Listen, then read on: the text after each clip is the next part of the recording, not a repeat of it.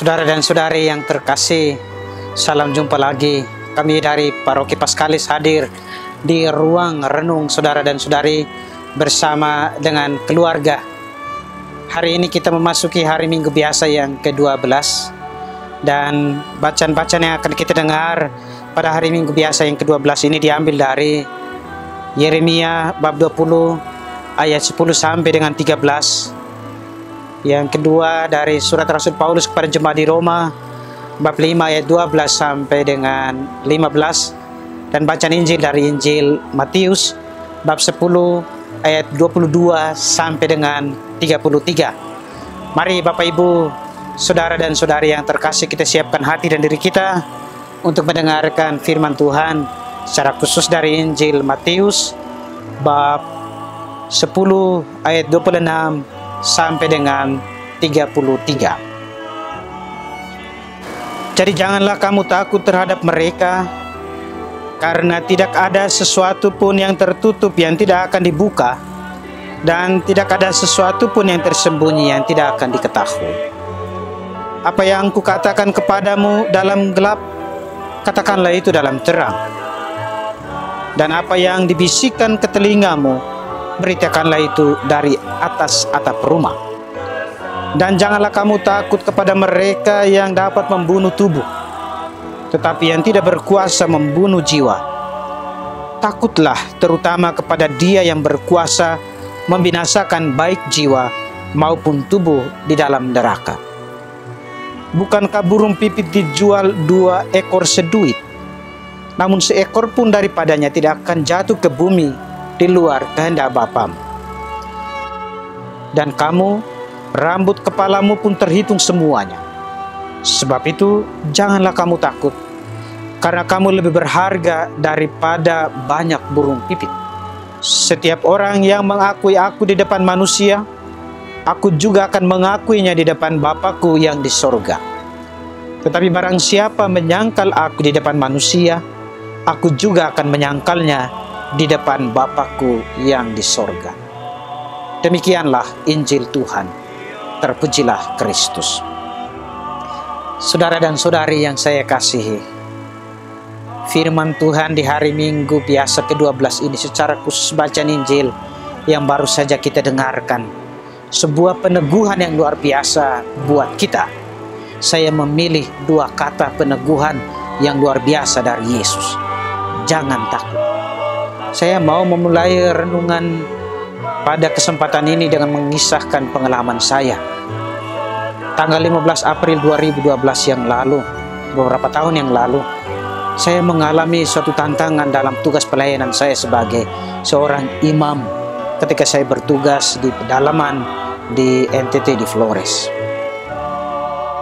Pada waktu sebelum berkat penutup, saudara dan saudari, sebagai tambahan pengumuman, saya mewartakan tentang arus yang terjadi di tengah umat di paroki saya ketika itu, di mana ada yang mengaku sudah sering kali keluar masuk surga, sering kali bercakap-cakap dengan Tuhan dan Bunda Maria. Bahkan dia tahu nasib orang, dia tahu kapan orang sakit, kapan orang akan meninggal, apakah orang itu bahagia, apakah orang itu akan sukses. Banyak orang di tempat saya bertugas itu bahkan percaya kepada orang ini. Oleh karena itu, sebagai imam, saya memiliki kewajiban untuk meluruskan. Saya menambahkan di dalam tambahan pengumuman itu dengan menegaskan, jangan percaya di luar apa yang bukan menjadi titah Tuhan. Bahwa setiap orang diberikan karunia, setiap orang diberikan rahmat dan kekuatan, termasuk juga nubuat untuk kemudian menubuatkan tentang kasih. Tapi hal seperti ini jangan sampai Bapak Ibu, saudara dan saudari percaya. Ketika saya sedang mengatakan hal itu di Ambo di mimbar, saya lalu kemudian langsung mendapatkan tantangan. Ada beberapa umat yang notabene adalah keluarga dari yang bersangkutan langsung seruduk, sebut aja namanya Rom, kami nggak mau supaya seperti ini seperti itu, dan berbagai macam hal lain. Misa ketika itu hampir saja tidak ditutup dengan berkat penutup. Tetapi saudara dan saudari, Tuhan hadir. Tuhan memberikan kuasa-Nya yang luar biasa. Situasi itu lalu kemudian bisa ditenangkan. Dan kami bisa melanjutkan dengan berkat penutup. Tapi menarik saudara dan saudari, setelah itu cerita itu berkembang. Banyak orang yang kemudian mencari keluarga yang bersangkutan, termasuk orang yang bersangkutan, untuk dipukuli dan lain sebagainya. Banyak orang dari kampung-kampung membawa parang mencari keluarga yang bersangkutan.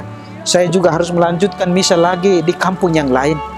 Kemudian lalu harus memilih mau pergi atau tidak, karena saya harus melewati kampung salah satu umat yang tadi di dalam gereja mengadakan protes itu. Tetapi saudara dan saudari, saya masuk ke kamar, saya bermenung, dan ini Injil yang menguatkan saya. Jangan takut. Saya lalu kemudian memberanikan diri menghadapi keluarga yang bersangkutan, mencari solusi. Lalu kemudian juga bisa pergi ke kampung yang lain untuk mengadakan misa lagi, saudara dan saudara. Ini pengalaman yang saya alami beberapa tahun yang lalu dan mengajarkan kepada saya bahwa ada Tuhan yang selalu meneguhkan, ada Tuhan yang selalu berjalan bersama dengan saya. Saya hanya bisa berpasrah seperti dikatakan oleh Yeremia dalam bacaan pertama. Kalau kita dengarkan hari ini saudara dan saudara, serahkanlah segala perkaramu kepada Tuhan. Dalam pengalaman hidup kita saudara dan saudari, mungkin kita juga mengalami tantangan dalam kesaksian kita sebagai murid Tuhan, sebagai orang Kristen, sebagai orang Katolik. Contoh yang praktis, yang sederhana. Ketika kita makan di restoran, ada orang yang enggan untuk memberikan tanda salib atau berdoa di tengah banyak orang. Ada orang yang begitu sulit untuk mengakui dia adalah pengikut Yesus. Ini menurut saya bukan pilihan atau tindakan yang baik dan benar. Kita harus memberikan kesaksian. Yesus meneguhkan kita bahwa kita harus jangan takut, berani mengatakan bahwa saya ini pengikut Tuhan. Selain itu juga saudara dan saudari, dalam melakukan perbuatan baik, ada juga yang gampang kemudian untuk tidak lagi melakukan perbuatan baik, tidak lagi bersaksi bahwa dia adalah murid Kristus. Karena apa? Ada tantangan dari luar dirinya, dari orang-orang yang bukan Kristen misalnya. Orang lalu kemudian ciut, tidak lagi bersaksi, tidak lagi melakukan kebaikan. Nah hari ini saudara dan saudari, kita diajak untuk berani bersaksi tentang Yesus yang kita imani. Karena dia ada, karena dia hadir dan berjalan bersama dengan kita. Mari kita memberikan kesaksian tidak hanya melalui kata-kata kita, tetapi melalui perbuatan-perbuatan baik kita.